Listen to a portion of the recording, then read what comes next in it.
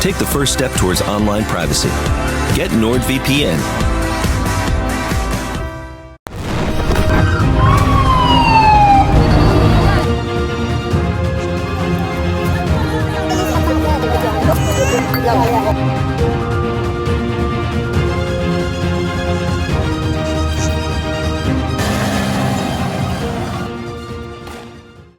Hi, everybody. I am joined once again by your favorite cigar smoking. I don't even know what to say. Bad mouth. No, that ain't right. Foul mouth. There you go. That's good. I like that one too. Smart cigar smoking New York Italian bad mouther. Not safe for YouTube. Not safe. There you go.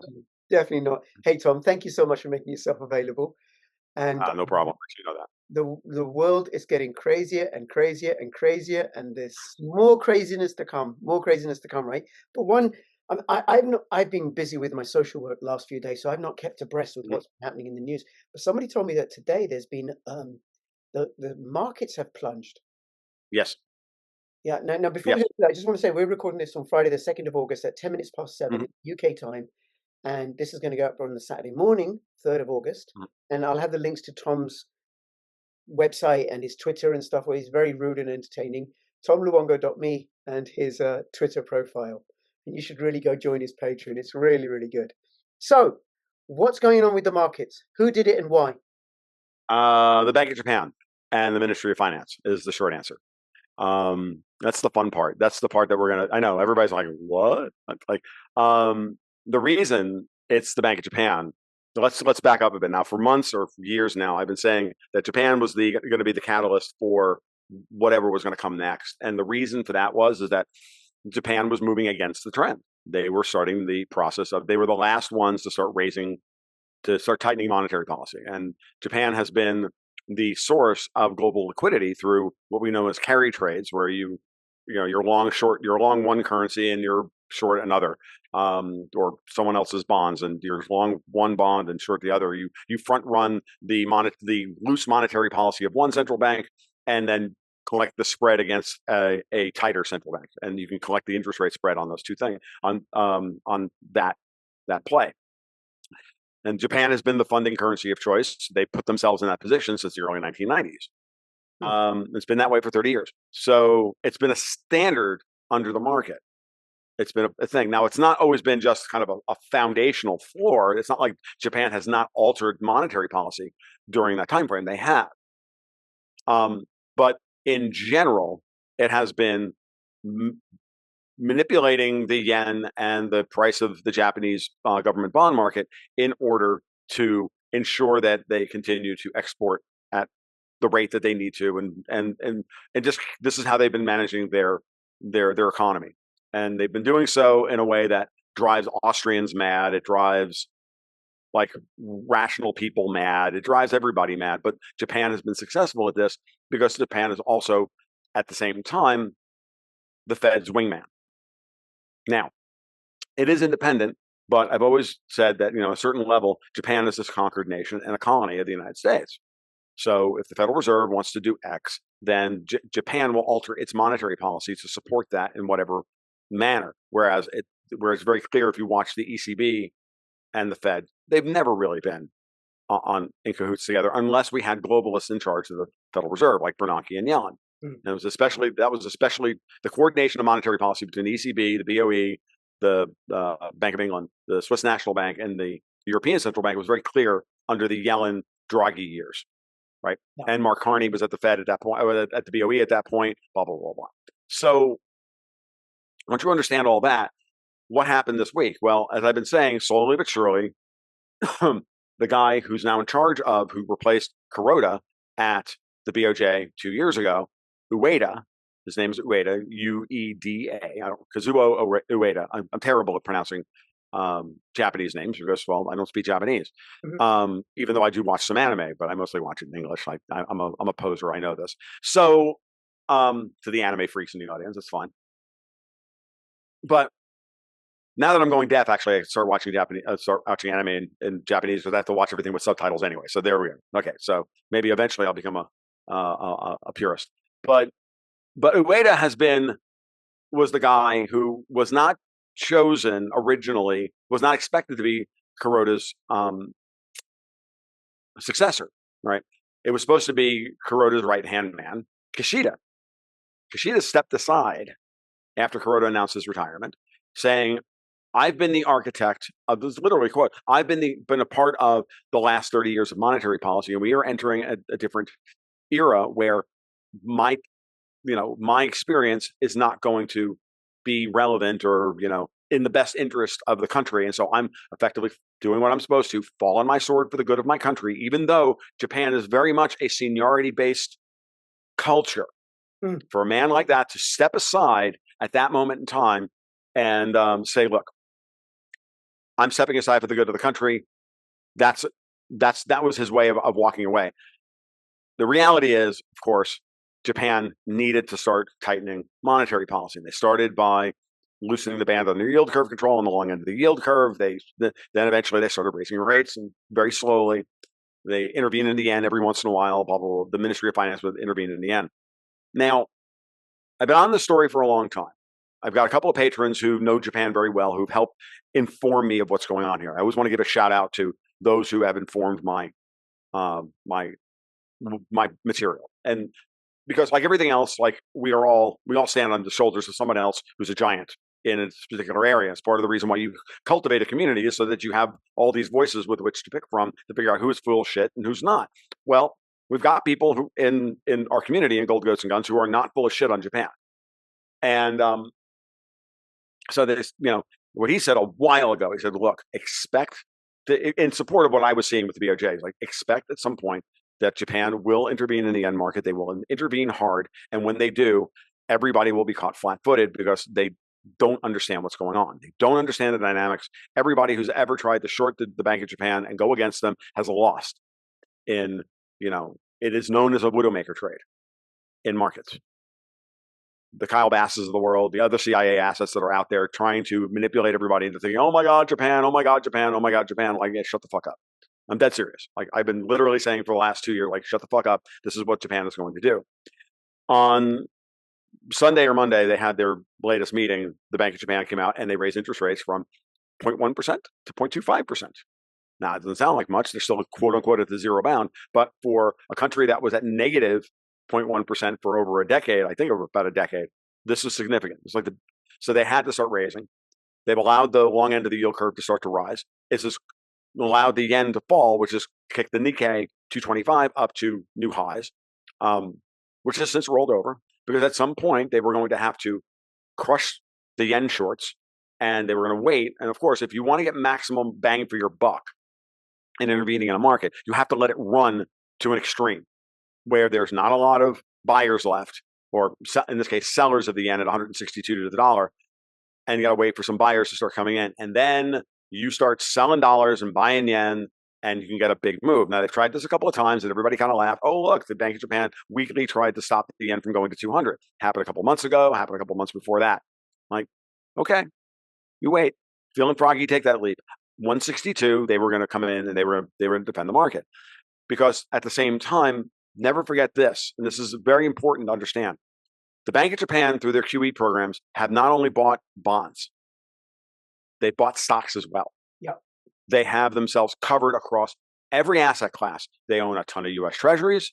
They own a ton of their own debt. They own a ton of their own stocks. They own a ton of dollars. Forget their bond reserves. They just own a big shit pot of dollars. Like, their foreign exchange reserves are massive, and they own a lot of dollars. They can dump $40 billion on the market, and they're not even hurting their balance sheet. So they have every asset class they need to manipulate, to affect this turn in monetary policy from dovish or from accommodative to tighter. And they have to do so because inflation is structural. And if there's a country on the planet more allergic to inflation than Germany, it's Japan. And the reason why the Bank of Japan can get away with all this, unlike the US, unlike a lot of other countries, is because Mr. and Mrs. Watanabe, who are the what's the word I'm looking for? Japanese investor. They're like the typical Japanese investor, right? They're the mythical, apocryphal Japanese investor. Mr. and Mrs. Watanabe buy Japanese. Yeah.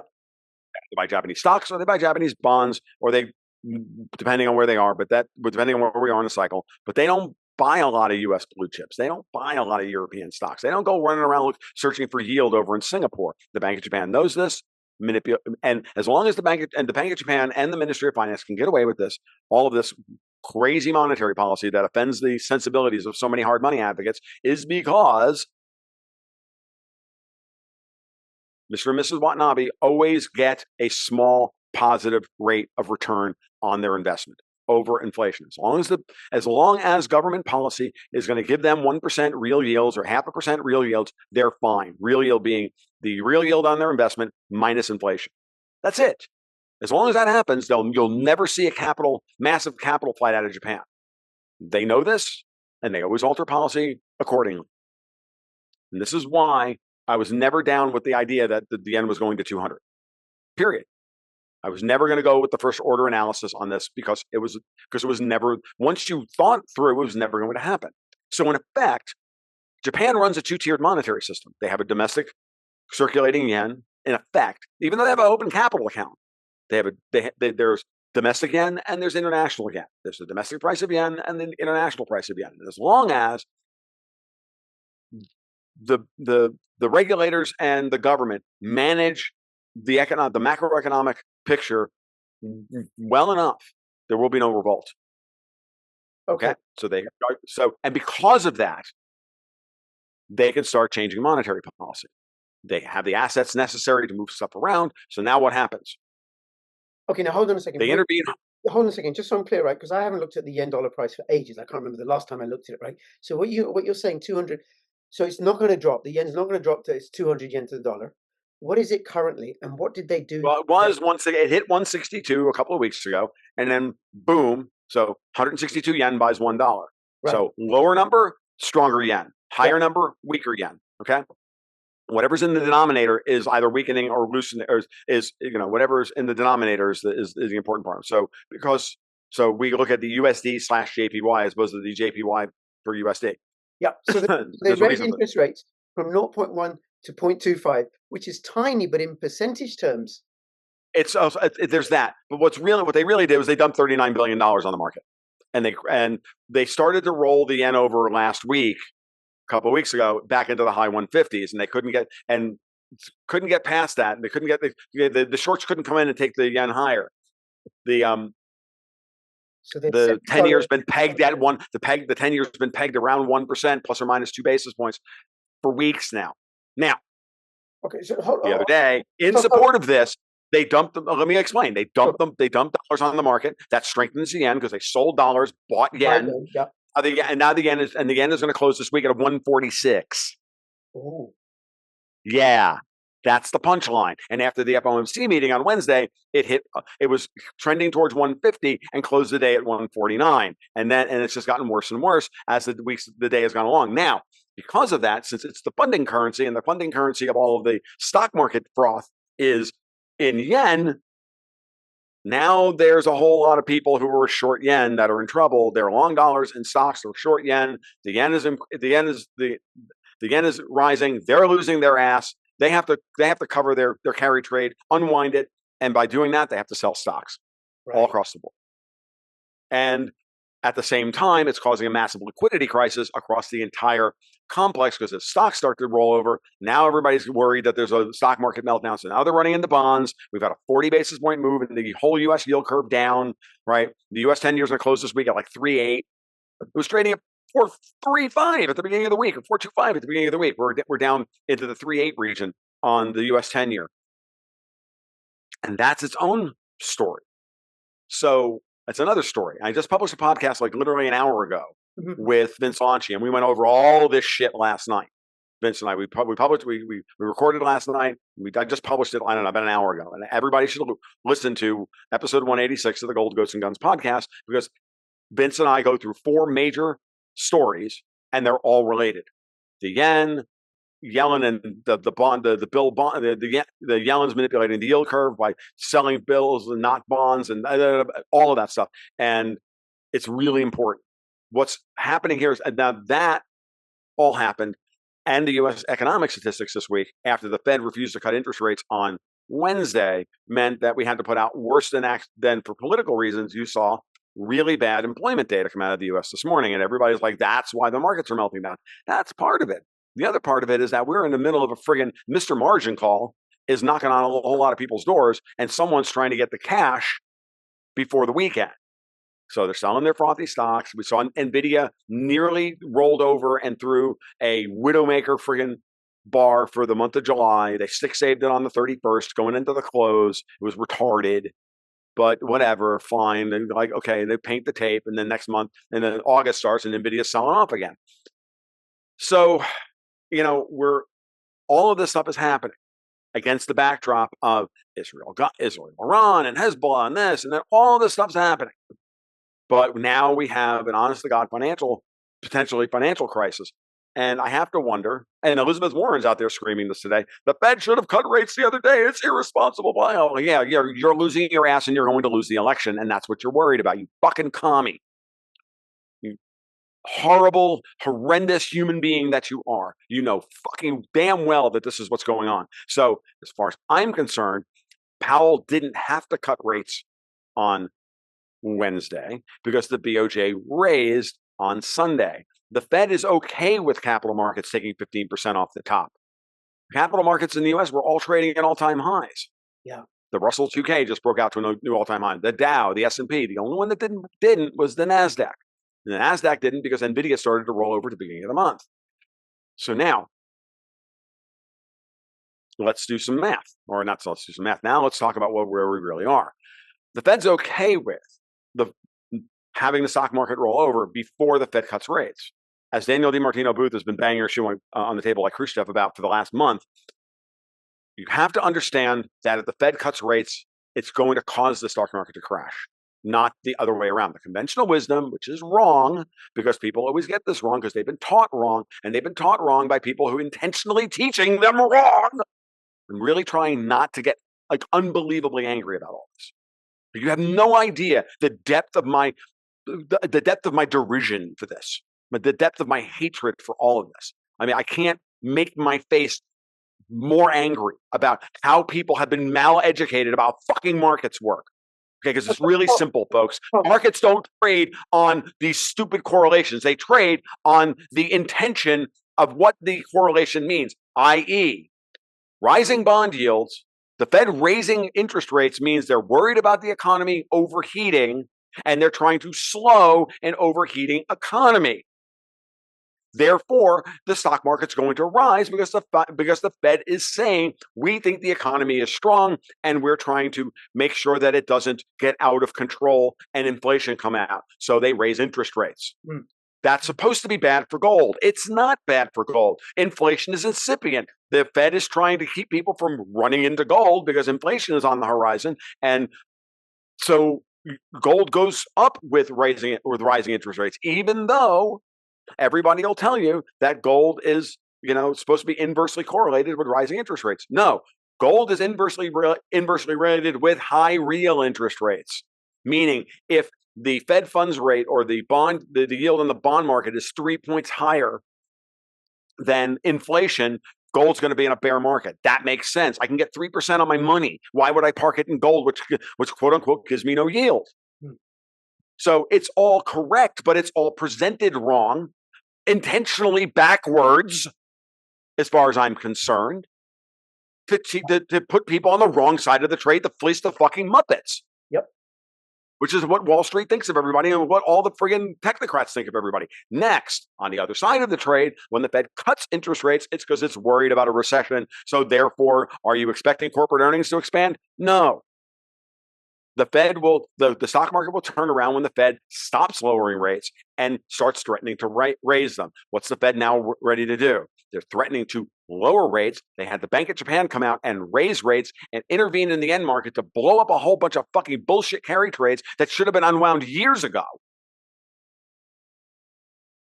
As a precursor, this is all happening according to the plan. My thesis about what's going on is completely fucking correct. And what you're seeing right now is a massive safe haven trade. Everybody's moving into dollars, they're moving into gold, they're moving into U.S. Treasuries. We'll see the Dow pull off a little bit, and then the Dow is going to run right back up. And in the short term in Europe, we're seeing the same thing. The euro's up. The DAX was up on this today. The German bunds were up today. It's not a long-term plan. At some point, once people are worried about Mr. Margin Call and they're past Mr. Margin Call, then they're going to figure out what they need to do. And they're going to deploy their capital. And do you think they're going to deploy their capital in Germany or the United States? And I'll take this one step further. Ready? Who gets blamed for the financial crisis? Sitting government. The Fed's not political at all. But the Fed's going to hold interest rates at 5.5% to ensure that Kamala Harris doesn't become president, and that all these freaking commies are removed, and all these people who are threatening to revoke the Fed's charter are removed. Even if you don't believe in the Republican versus Democrat divide here, let me put it to you this way: the Elizabeth Warrens and all the rest of them that have been screaming about the Fed and how they're irresponsible, and how George Soros is putting all these friggin' talking points into AOC's mouth and all these other friggin' literal mouth-breathing morons. Like, AOC doesn't even know what the fucking Fed funds rate is. Okay? Like, really? The bartender from the Bronx. Really? Okay, fine. I have two legs. One of them, if you pull on them, plays jingle bells. You pick which one. Because fuck you. Now, next. Yeah, I'm in high dudgeon today, Rich. I got a lot on my mind. You're good. So, You're good, Tom. So I got a front row. If you think for a moment that the Fed's not going to turn around and go, oh, really? You're going to threaten our charter? Fuck a whole lot of you. 5.5%. Higher for longer. Not cutting rates until after the election. You better steal the election. And you better steal, and you're going to have to steal it in such a way that everybody's going to be like, okay, this is bullshit. And of course, what they're hoping for is the same thing that they've got going on down in Venezuela, that, Maduro lost so badly that, finally he lost so badly that we can't tell if it's just, he actually lost the election or it's a color revolution, and what a shock. It's a little bit of both, folks. Like, come on. Like, and we've got the same, and they're trying to brew the same potion, shitty potion here in the United States as well. It's nothing new. All right, I'm done. Okay, I'm finished. It's like the Canadian guy from, can I finish? From South Park. Finish? Okay, I'm finished.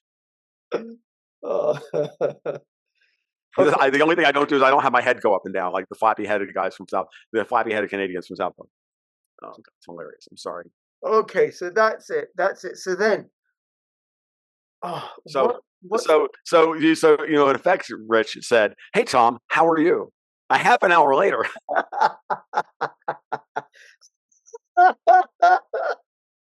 Oh, Tom, it's a good thing I'm a social worker. I'm used to listening. Okay, Europe. How is Europe going to react to this? What are they going to do? They have to cut rates. They want to cut rates badly. The markets are screaming for the Fed to cut rates. The banks are all out there screaming to cut rates. Why? Because the economy is seizing up here in the United States. Of course it is. But I want everybody to honestly ask themselves a simple question. Will the problems of the United States government and of the United States economy be saved materially by a shift from 5.5 to 5.25%? 6 weeks earlier than later? No. Can we please dispense with the bullshit? This is about a big bank or somebody going broke in the next 6 to 9 weeks. That's what this is about. My bet's on the Bundesbank or some other Davos Wall Street bank, or, Davos related Wall Street bank, or the election, or this, or pick any number of 1,000 different potential issues. And that's what we're looking at, right? Okay. So no, Tom, I've said this to you before, right? A lot of the intricacies of the stuff that you talk about, right, goes above my head, but I can get the general outcome of it, right? I don't have the expertise and the training and the education that you've done, right? But I can get and I've learned a lot from you, a hell of a lot about finances. So if the European Union cuts rates, that's just going to accelerate capital flight. You got the risk of war going up. Right. Yes, you have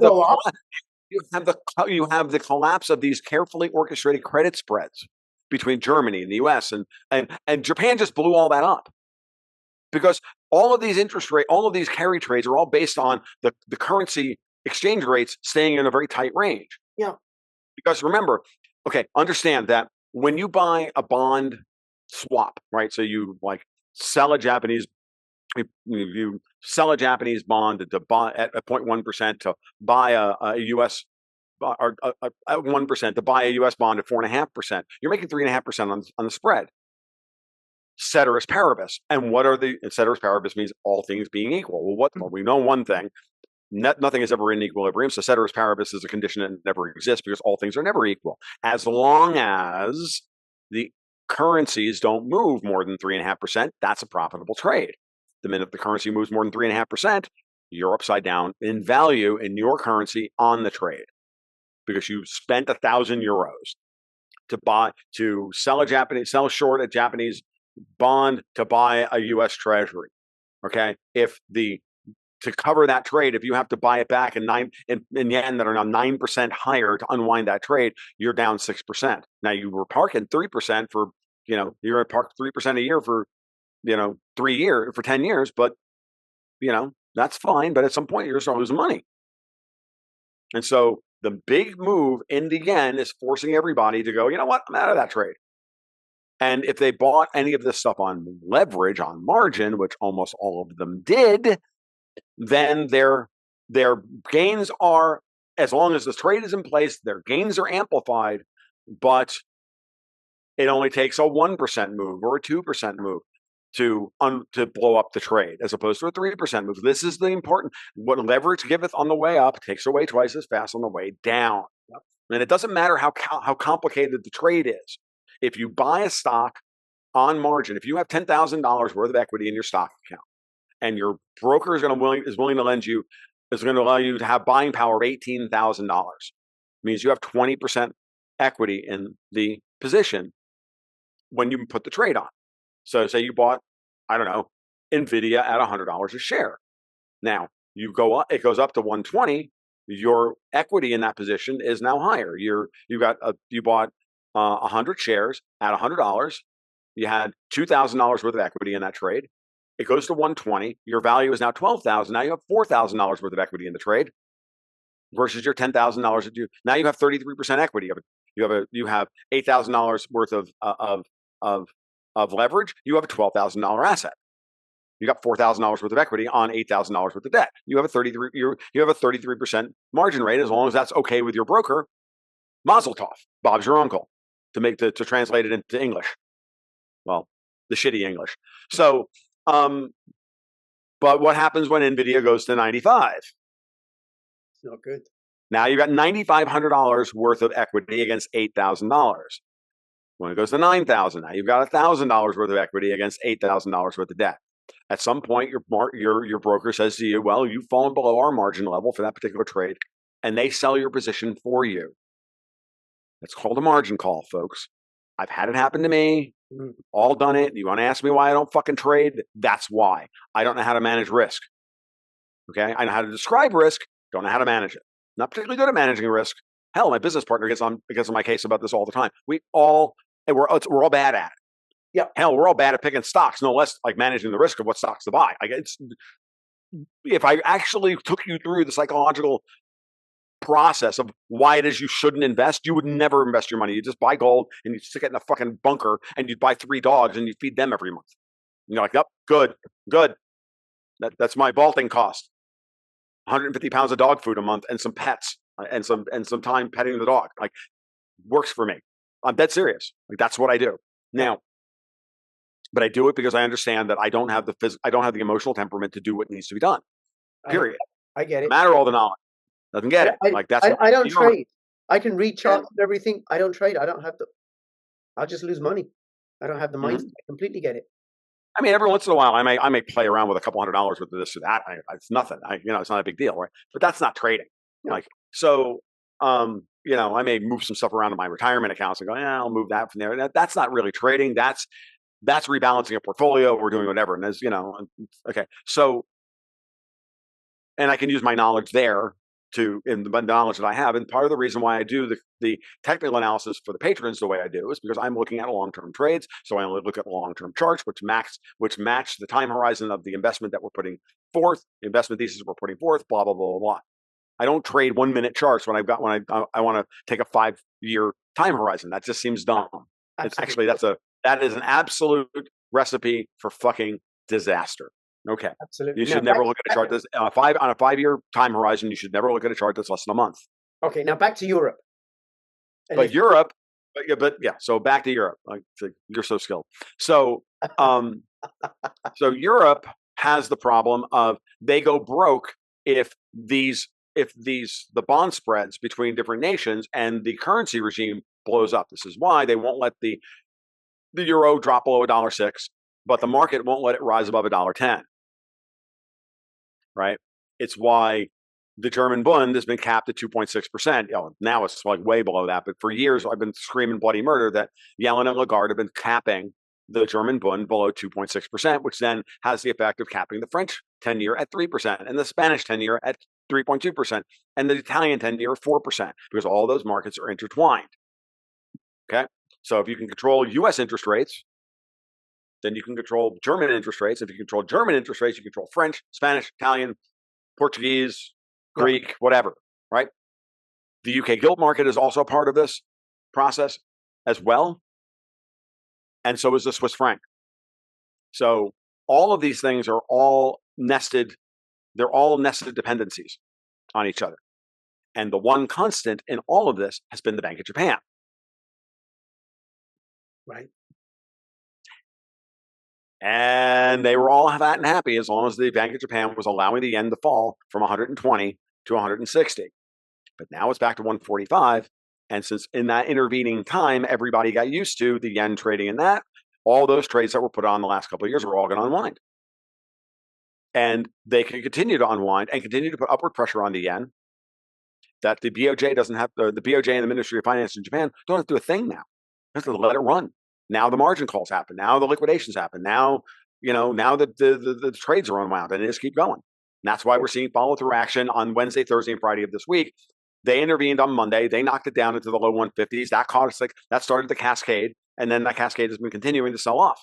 And and then we get bad economic data out of the United States, and the thing keeps going. Okay, now in Europe, right? So they lower, let's say they lower interest rates.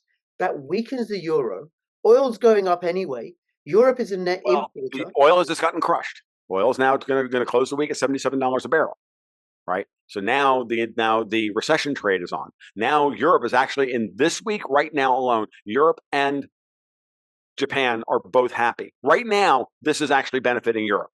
Okay. Why? Because the same dynamic is happening in Europe that's happening in Japan. The currency is strengthening. The bond yields have come down. The price of oil in those currencies has come down more than it's come down in the dollar. It's dropped $3 and it's dropped $3 a barrel. Like 3 over 80 is what? 4% in dollar terms, but the euro is up 3%. And so it's up 3%. So therefore it's like flat. And for the yen, oil is now like down 6% or whatever the numbers are. Like the Japanese are going to be out there in the market buying up future supply of oil to hedge their markets for the next 2 years. They're going to put on long oil trades at $77 a barrel, at $2 a million BTUs of American natural gas, and then how that translates into exported LNG prices, because they buy a lot of exported LNG from the United States and from Russia. Okay, so they've got long-term contracts on those prices as well. So the Japanese have been buying the shit out of Russian LNG through the Arctic corridor, with the ruble trading at between 85 and 90 to the dollar. Right. So the Russian the Russian collapse, the collapse of the Russian ruble mirrored the collapse in the Japanese yen. Those funding costs, those energy funding costs for Japan haven't really moved very much, even while the yen was weakening against everything else, because they were out there buying Russian natural gas and refusing to go along with the Biden administration telling them they needed to stop doing so. And Japan kept steadfastly refusing, going, nope, not doing it. Buying more Russian LNG. Get over yourselves. Go fuck yourself and we'll call it even. Like, whatever you have. I mean, the Japanese are way too polite for this. They're just not from Brooklyn.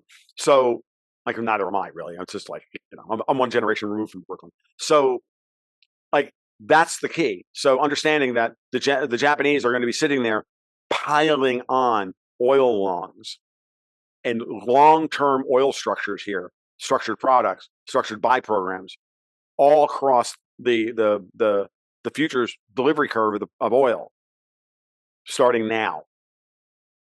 Maybe oil drops into the low 70s. Maybe it even drops into the mid 60s in dollar terms.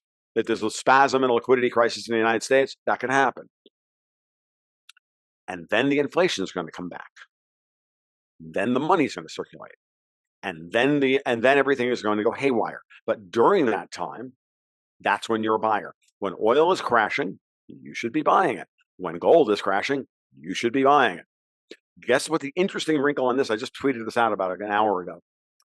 So everybody's like, well, oh my God, the employment data in the US is terrible, and that's why the stock markets are crashing. I'm like, no, it's not. It's because of everything I just talked about for the last 40 minutes. That's the proximate cause today. And if you don't think that there are people withdrawing their support from, from the equity markets and taking their finger off of the equity markets and then, reverse, who do you think those people are to like exacerbate the problem? Who do you think those people are? You think George Soros is long stocks today? Is that air you think you're breathing? Nobody would be happier than to watch a meltdown of the capital markets in the United States to cause real pain than that fucking guy. And he can make money on both sides of the trade, which he will. So, oh, by the way, he's a British asset, just to remind everybody. Now, invoking my friend Richard Poe. Now, what's the next part of this? When the euro starts to roll over, right, coming into the fall, coming into the German elections in Saxony, Thuringia, and Brandenburg, heaven help anybody if the euro falls below 106. We're going to watch the rally, this rally in the euro carefully. I haven't actually looked at it this afternoon, what it actually closed at. I'm going to do that now. The euro's about to close. It's 249. You want to share your screen? And it's 109, and it's 109.13. Like it was trading at as high as 109.7 earlier in the day. So it's already rolling. So it's already rolling over. Like again, and the euro yen cross is now just printed below 160. This is big. Like these are big moves in the currency markets. And when the currency markets move like this, it's never good for anybody. Okay. So, well, I mean, it's never there's two things you got to remember. Is a weak currency good or is a strong currency good? Depends on the situation. Depends on what your objectives are. Depends on what your goals are. Like one of the things I note about British media, I used to listen to a lot of Nigel Farage during Brexit. I listened to like 2 years with the British media, and every time, it doesn't matter what news outlet, it doesn't matter if it was the BBC, Sky News, where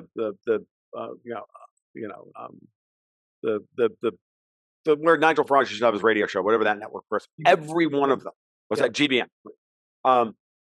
Every one of them, when they did their 7-minute, when they did their news on the half an hour thing, they always quoted the pound. Every fucking time. I can tell you that is not the case in America. We never quote the freaking dollar. No. Okay? They don't quote the euro in German media, I don't think. But the pound is everything. And it's used as a bludgeon to the psychological damage of the British people to think strong pound, good governance. Weak pound, bad governance. And it's bullshit. Yeah. The pound should be weakened when it needs to be weakened and strengthened when it needs to be strengthened. But part of what keeps City of London operating is an overly strong pound. By all rights, the pound should be trading at parity to the dollar. Like, I'm sorry, but it's being held 27% above that level for political purposes. And it's being used and managed, but not even for, I'll be honest with you, at this point, I don't even think it's being managed for the UK's purpose. I think it's being managed for Brussels purposes. Yeah, I think so too. Absolutely, I think so. Oh, man. I know, it's exhausting, isn't it? I just want the EU to go away. Hurry up and collapse, please, so we can have some freedom without that Politburo ruling over. Wouldn't it be nice if everybody would just get the fuck out of the way and allow us to like live our lives? Wouldn't that be nice? Yeah. I'd have to go out, but Rich, honestly, I have to go out and get a real job. And I like my current job way too much. Tom, I'm sure there'd be other. I get to sit here and be one of the gravy trainers, right? And go, oh, I really get to. I like being able to like be me and get paid for it. It's kind of fun, but I mean, but at the same time, I don't mind. I wouldn't mind going out if we had rational valuations. I go back and like pick up a pipette and stick some and run some numbers and do some statistics and hand people some water data. I'm okay with that. I used to do that shit. It was fun. I had no problem doing it. At my age now, I wouldn't even want to run a research laboratory. I'd be like, yeah, just give me a bench chemist job as long as I can make it. As long as you're paying me enough money to keep myself and you do fine. and cigars and Okay. what the fuck? It was much, much better before this great bastard reset started sprouting its head and popping up everywhere. Okay. But what was really funny, actually, just the one last note on that before we go on to the next thing, which is the following. I was not nearly as happy as I am today because I was still doing all of this shit privately with a lot more invective, if you can stomach the idea, while going to work at a job that was kind of like, it's not bad, but I'm like, I still saw all this shit. And I had no way to vent it into the public and have any purpose behind the vent other than pissing off all my friends. And then they never call me back and like, well, we can't have game night because nobody wants to talk to Tom because he's a fucking lunatic. Like now I get to be a lunatic in public and then I get to be a rational human being at home. Trade-offs. Thank you all for the support and the open air therapy, as it were. I appreciate it. Okay. All right. Well, look, in a couple of weeks' time, you and I, fingers crossed, hopefully are going to get together with Alex Craner like we do once a month, right? So, and then we cover lots of political issues. I want to keep this one financial. So Sure. Any commentary on Bitcoin, gold, and silver? Oh, sure. Bitcoin was threatening to break out above 70 grand after Bitcoin 2024 because the German government stopped announcing that they were going to sell more Bitcoin because they ran out, and everybody front ran the market down into the mid 50s, which was hilarious. I bought Bitcoin down there. I don't buy a lot, but I buy programmatically every month. I buy a little bit. Yep. Bing, put it away. Don't worry about it. Go, look, I made 10. Look, I've made 10% on that money I put away last month. Yeah, gives a shit. The U.S. government starts doing the same thing. They're now selling off their Mt. Gox reserves. They've been moving the price of Bitcoin down. I think in anticipation, Bitcoin's trading at 63 right now. In anticipation of this same situation. So they're now trying to demoralize anybody into going into a safe haven asset. We had gold break above 2,500 this morning and then push back down into the 2470s on the futures market and above 2450 in the cash market down into the 24. It's going to probably close around 2428 or 2425 this week. Silver, same problem, had pushed all the way up into above 29. There's an interesting thing going on with gold and silver. And again, I was talking with Vince about this last night. And again, I don't know how much time I'm going to devote to it here, but because I think we do a good job of it with the two. This is where me being able to talk to a peer like Vince, we really get into the nitty gritty on these things. It's no offense, Rich. It's just like it's so dynamic, right? Right. It's a dynamic. Let's just put it this way, though. China refuses to back off. Yeah, he's more of an expert in this shit than I am. Right. I talk to Vince because I need to get caught up on things that I can't keep up with. Right. That's why I have him on the podcast so often. I'm like, dude, I don't understand this. Explain it to me. Like I'm a 4-year-old because at this point I am. You're Vince Lance's crypto rich. At times, yeah. Well, I mean, what's interesting is that Vince does a lot more shows than I do, and he's always done with Chris Marcus over at Arcadia Economics, and that's always a good time as well. And Chris is a friend, and I've been on his show many times, and they have great chemistry together, and they always Chris always does a great job with and allowing Vince to do his thing. Vince sees the plumbing of the markets better than I do because he's got 30 freaking years experience doing this shit, however many years experience doing this shit. It's what he does for a living. Like he's an arb guy. Like he gets arbitrage at a level that I'll never get.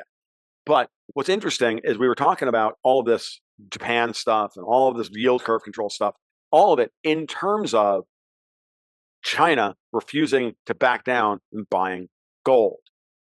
We started the podcast last night. I said, Vince, talk to me through on how the Chinese traders beat JP Morgan at their own manipulation game. The story you broke a couple of weeks ago that we were supposed to talk about 2 weeks ago that you talked with Chris Marcus about. I need you to do it for me because I don't quite understand it. So let's go back 2 weeks in time, which I know will be difficult because 2 weeks ago feels like, 30 lifetimes have fucking happened in the last 2 weeks.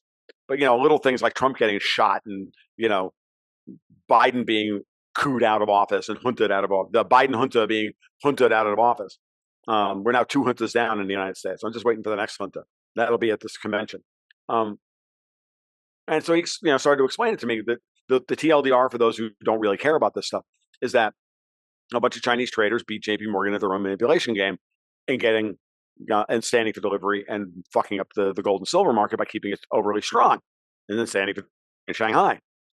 And they just overwhelmed the standard set of JP Morgan and Goldman Sachs traders who are usually playing this game, and HSBC and a couple of others.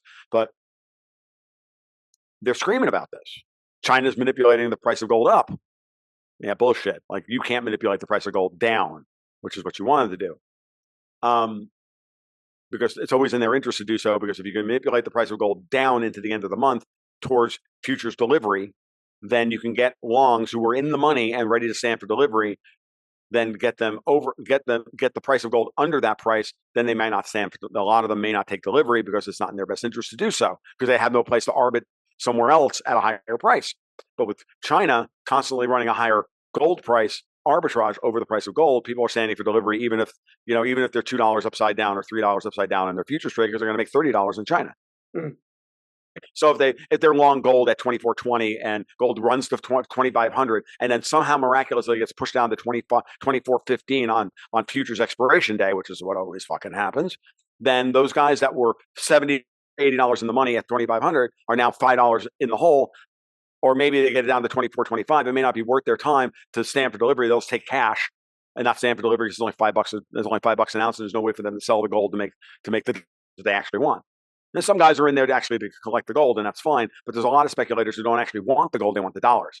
Yeah. So China, by constantly ratcheting up the premium over New York, London, and by pushing the futures price on our exchanges above the spot price, what they're doing is they're forcing delivery onto the bullion banks that don't want to make those deliveries and want to be able to come in, bomb the market, and move it where they need to at the end of the month. Long story short, Chinese traders have infinitely deep pockets because half of them are backed by the Chinese government. So China officially isn't buying gold and hasn't bought gold for the last 3 months. But unofficially, as Vince explained it, they are. But they're doing it through third-party subsidiaries, which then allows India to take up the official slack in buying gold, because India's been adding to their gold reserves. So it's another way of China throwing India a little bit of a bone that way as well. And everybody's playing this game. What's interesting about all this is that what I was saying this afternoon on Twitter, was like, we got this Japanese yen thing, we got these carry trades blowing up, and during these incipient liquidity crises like this, gold is always sold first. So is silver. Why? Because this is the cheap source of funds. It's a way to park dollars.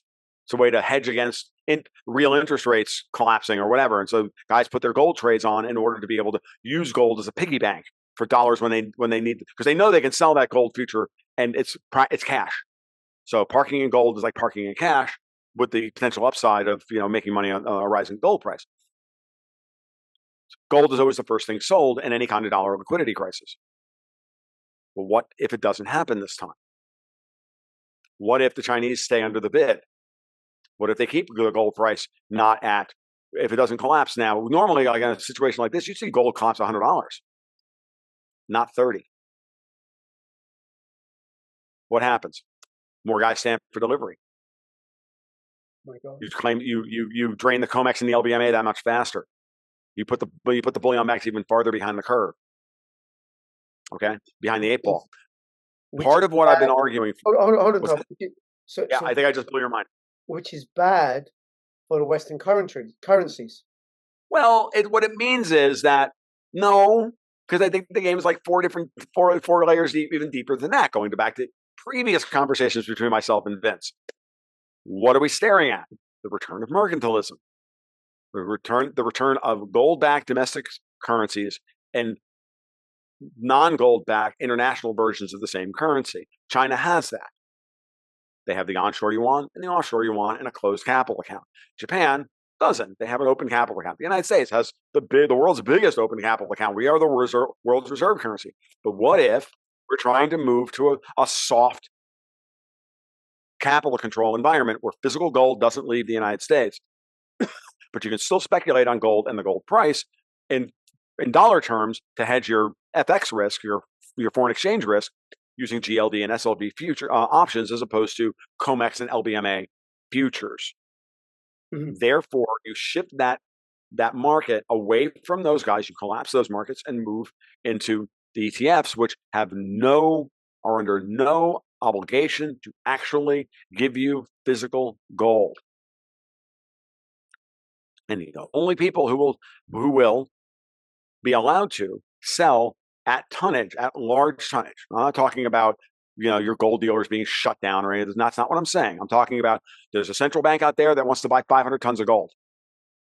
That has to be approved by the U.S. government through their trusted intermediaries, which in this case would be J.P. Morgan and HSBC, who are the trustees for that, or the trusted intermediaries who will actually deliver the metal. Mm-hmm. Okay, so it's a soft capital control environment. So now the question for you, for the audience is, because I think I've already led you there, is what if this was all part of the plan? We want the Chinese to stand for delivery and force the COMEX and the LBMA into collapsing so that we can affect our desired outcome, which is to allow people to speculate on gold and silver through GLD and SLV and deprecate completely the Chicago gold futures contract. We don't need to use it as a manipulation tool anymore. It's outlived its usefulness as a price manipulation tool. Therefore, let's get the fuck rid of it. We can't stop the Chinese from buying anyway. Let's go with the flow. Now let's take it one step further. This is what I talked with Vince about last night. And I'm going to leave it here after this. I think you and I want to do a little over an hour. I want to stop here because if I go too long, then I start to get really tired. Yeah. This is following. And I start saying terrible things I'm not supposed to say. Sometimes you start that way as well. Yeah. I mean, F-bombs are allowed. Like, it's other things that I'm not allowed to say, and rightfully so. Like, at this point in time, like, let's not kid ourselves. Like, we don't live in a free speech world. There's that. Yeah. And there's decorum. Let's just get over ourselves. Now, the next step in all of that is, what if that's the case, we're moving to that phase of it, then what have I been saying for a while now? There will be a negotiated settlement between the price of gold, the price of the currencies, the national debts, and everything else based on the size of the Fed's balance sheet, the national debt, and all the rest of it. At some point, gold is going to be allowed to rise to a certain level that our reserves are certain percentage of the Fed's balance sheet. As of right now, it's not very much. The Fed's balance sheet is $8 trillion, and the gold, 80 to 100 tons of gold at $2,450 an ounce is not that much money. It's, I don't know, $500, $600, $700 billion. It's south of $1 trillion. Doesn't matter. It's 10%. It's 8% of the Fed's balance sheet. Well, to restore trust in the Federal Reserve and the monetary system of the United States, that percentage is going to have to be a lot higher. Is it 20%? Is it 30%? Is it 40%? 50%? I don't know. That's up to my fellow Americans to decide. Okay? And we'll know that if Donald Trump wins the election and we start to see the process of moving towards Judy Shelton's gold-backed tips, which will circulate only domestically as digital dollars domestically. But they'll also only be those types of instruments, I expect, will only be offered to U.S. citizens, not to foreign assets, only to U.S. citizens to reinvest in America, getting a claim against a certain amount of Treasury gold at the end of the bond. And that's how you start to balance the budget. And you pay these people off in a rising price of gold, as opposed to more dollars by paying them a coupon on the bond. So as opposed to paying them 5% on a $10,000 bond and paying them $500 a year in interest for 10 years, you let the price of gold rise by 5% every year. Yeah. Then you just redeem the Treasury gold at the end. And you've tamed inflation, you've tamed all this stuff, and it's only available domestically. How do you control the domestic dollar? I hate to use the phrase, folks. You do it with a CBDC. But it's not the CBDC, it's Christine Lagarde's dreams, where an AI will tell you that you're a bad person, so you don't get to buy a pizza. And that she wants 100% tax collection. It'll be a CBDC of a different variety. It will be a central bank digital version of the US dollar that circulates domestically, with the idea of it being a domestic dollar versus the international or euro dollar. Now, here's another one that fucking blew my mind. I was on with Marty Bent. I think it was Marty Bent. Or was it somebody else? I can't remember what show I was on. And somebody said to me, and so now, Tom, I want to throw the idea at you that Tether is going to be the new euro dollar.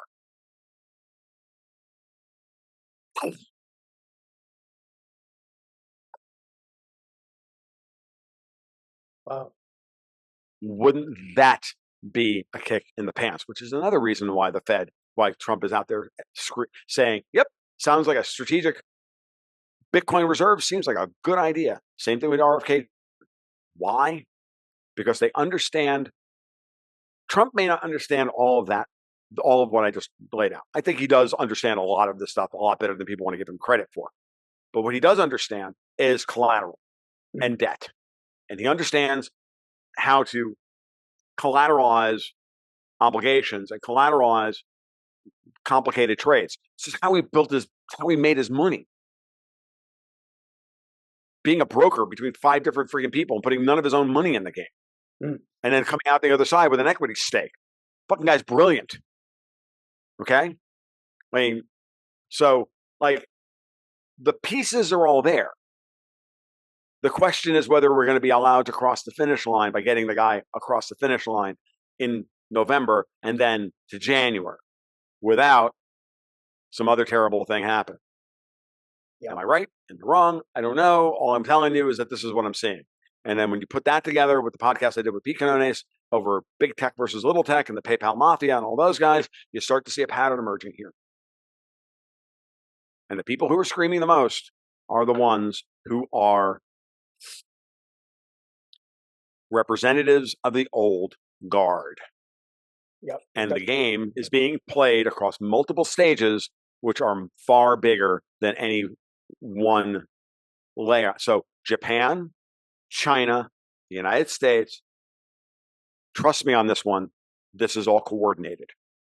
The Chinese are happy to watch the Japanese strengthen the yen. That helps the yuan.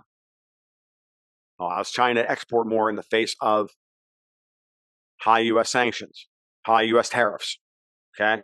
Trump wants to come in and put on more tariffs. Why does he want to do that? To force the Chinese to the negotiating table. We need a negotiated settlement across so many different vectors. We can avoid all of this without a fucking war. You know who loses this? You know who loses in this? Europe and the British and the remaining British remnant. Those are the big losers in this. But even Europe can find their way out of it. They just give up the EU and begin the process of taking care of their own security architecture and stop trying to rule the fucking world. And start paying something close to fair market value for their commodities, and then go through the painful reorganization of becoming an innovative, vibrant economy again, as opposed to a sclerotic fucking welfare state. And is the takeaway that every hard money advocate should welcome.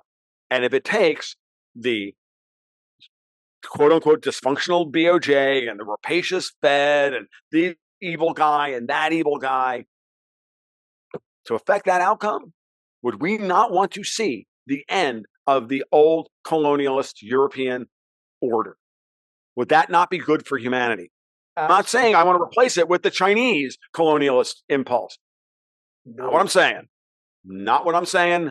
Not what I'm saying. And that is why that's what the power that's left in the United States, that's what we have left. And we should use that asset to our greatest advantage. And you should be cheering that fucking Trump wins this election. Yep, absolutely. You should be praying to whatever God you believe in. Because those are the stakes. And I see it more clearly now than I ever have. Tom, thank you so much. Thank you for tying it all together in that way. And in a couple of weeks' time, you, me, and Alex, and then we can talk about things like political issues. And I do think I just got to say this, and then we're going to finish up. Right? Is that they are going to do something to mess up that election. They are going to do something, delay it, disrupt it, something. Guaranteed. Something absolutely guaranteed. It is going to happen, and which is why it's important for people to stay sharp. Get gold. I don't often say this, right, on my channel, but stay sharp. Trust no one. I'll leave the third part off for the people in the audience who know how that phrase ends, but you have to be a geek like me. Okay. We'll talk again. We absolutely will. I'll have a link to tomluongo.me in your Twitter, and you can find those podcasts through tomluongo.me. And if you have any comments or questions, put them in the description below. Make sure you subscribe, share this video everywhere. And Tom will be back next time, hopefully with Alex Craner, and we'll be talking politics. Tom, thank you so much. All the best. Bye-bye. Bye.